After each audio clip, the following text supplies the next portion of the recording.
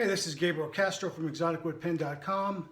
In this video, we're going to be modifying one of my steampunk pens that you saw probably in one of my video series. This is the first one that I made. It had some air bubbles in it.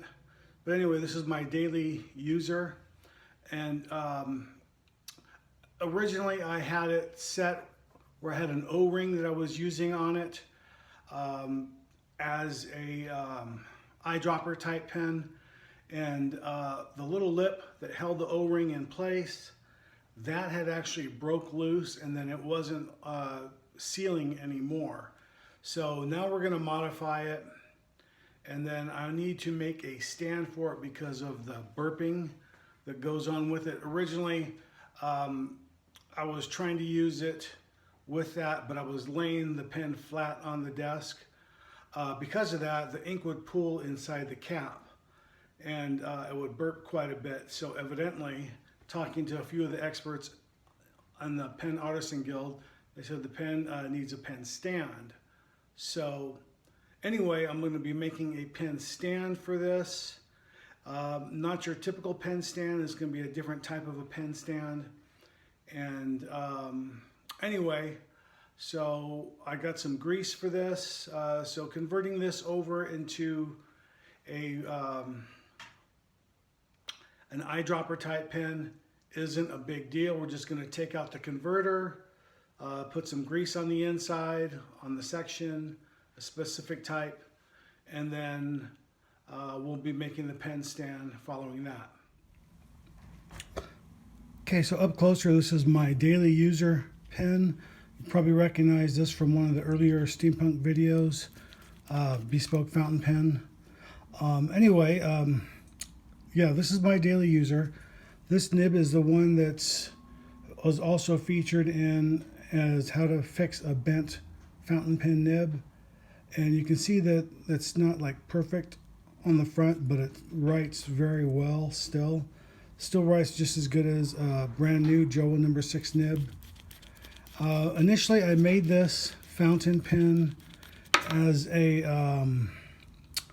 eyedropper style, and I had a recess here to hold a O-ring to keep this from leaking, but the lip that held it in place actually ended up breaking off. So I ended up just flushing that out, and I was using a converter in here as a refill system, but it doesn't hold very much ink. So I take a lot of notes with my new studies. So anyway, I want to go back to an eyedropper. And like I said earlier, laying flat, it was leaking and having a tendency to burp because it was laying flat. So what I want to do is I need to make a stand for it to hold it upright. And the fountain pen ink I'm using is this Waterman ink. And this is really good stuff. I like to shake it up a little bit. It's not necessary. But anyway, I'm just going to use this little syringe to fill it up.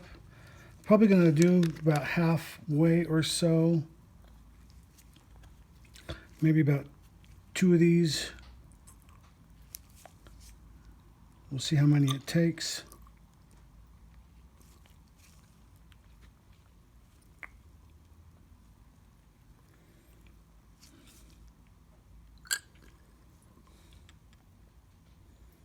Maybe 3. Oh, that's about 2/3 of the way up. I can barely see it. So anyway, we'll give that a go. And then, oh, I forgot the most important part. I need to lubricate the threads using this silicone grease, and that'll keep it from leaking. Let me find something to hold this in. I didn't think that far ahead. Okay, now this is just a silicone grease. I reached out to the guys on the Facebook site on bespoke pen making, and one of the guys has suggested using this particular brand because this is what he uses. And after I ordered, another guy said that he uses Plumber's grease or plumber's silicone, and you know, you can get that at any home center. If you don't want to go on Amazon and order this, you can just go to your local home center and get this. So anyway, so I'm just going to go ahead and put on a liberal amount. That should be plenty, I would think.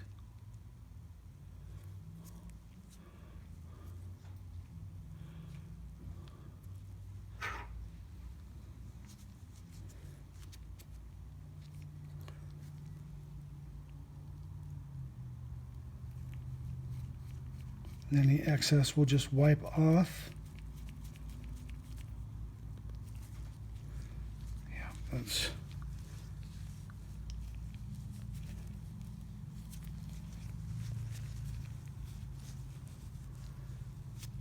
There.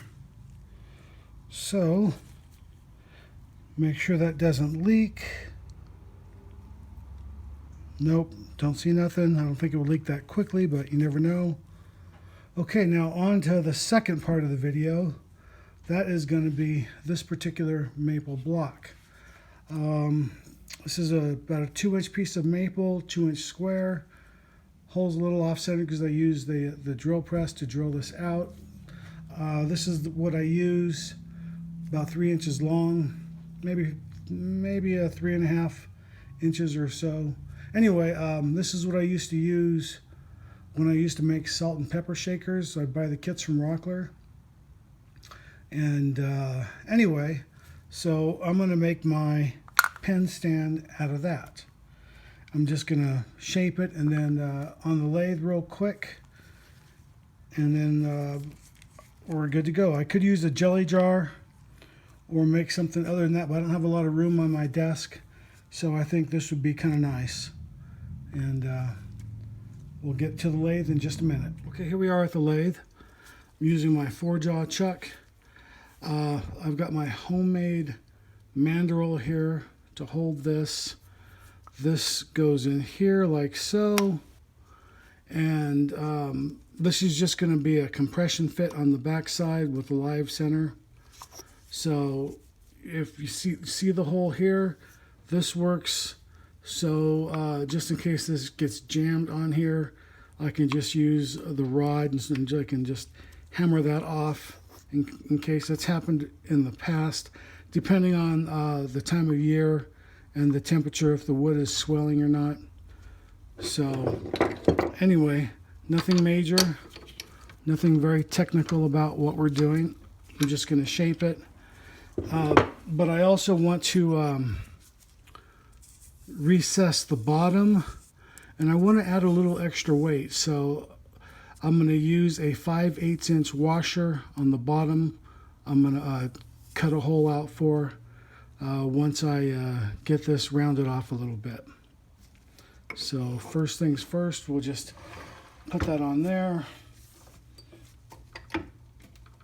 Make sure that's tight.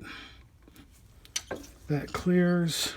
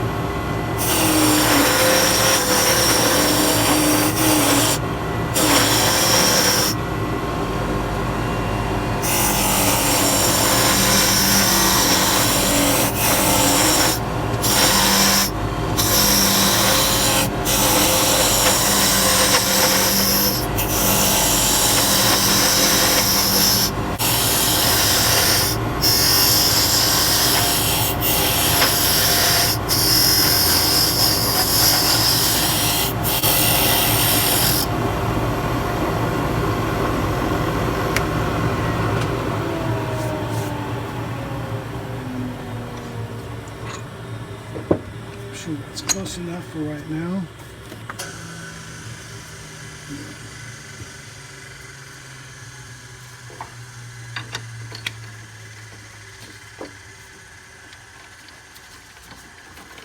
I'm going to see if that'll fit on the inside. real quick. Yeah, good.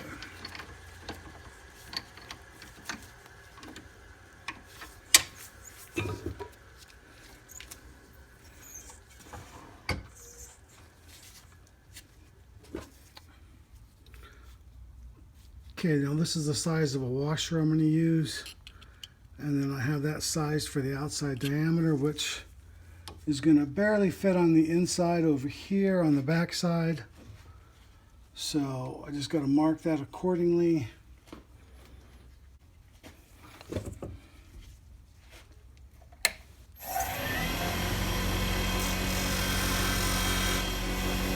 And I'm gonna make that deep enough for 2 of those.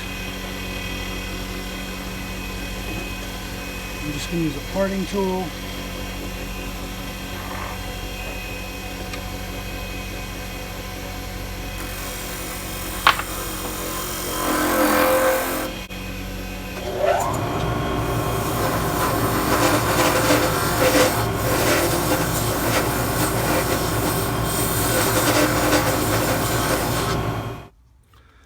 Okay, that's recessed out. Pretty deep, but I'm using 2 of them in here. 1 may not be enough. I just don't want anything toppling over because I need to make the top part kind of thin.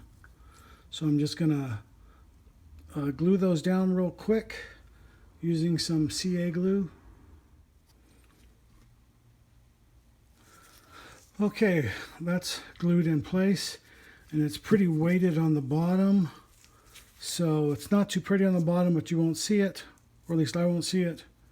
So anyway, with that, we'll go ahead and shape that.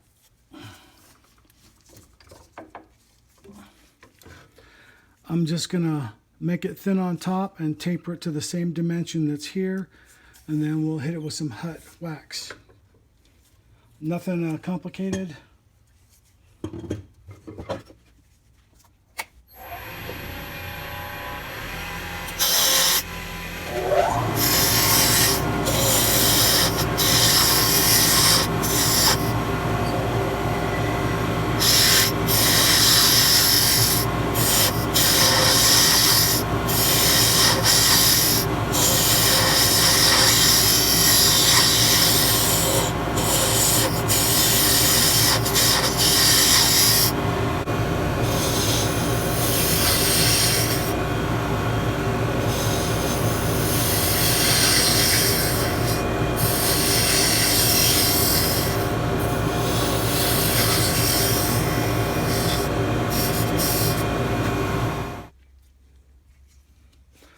Okay, a little bit of sanding there off camera, and now I'm just ready to use some basic hot wax. I haven't used this stuff in a few years, so good thing it doesn't go bad.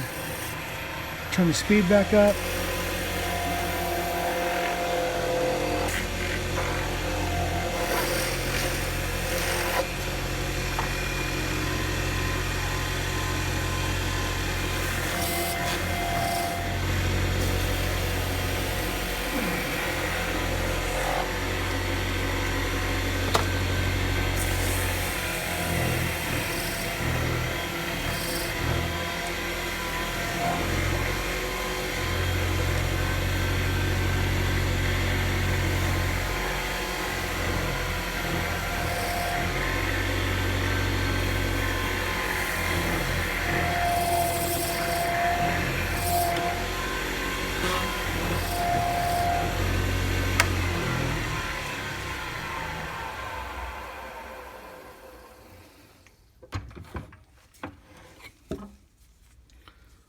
Well, the outside looks pretty good.